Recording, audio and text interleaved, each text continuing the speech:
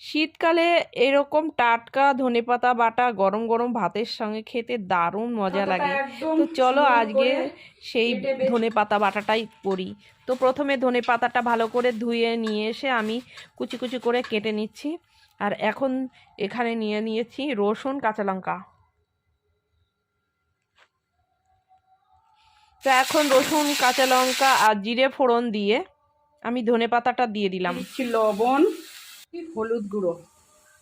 এখন নাড়াচাড়া দিয়ে ঢাকা দিয়ে দিলাম।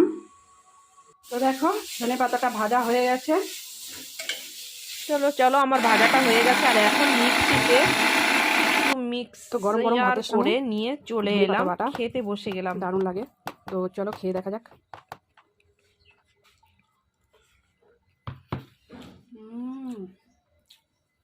দারুণ।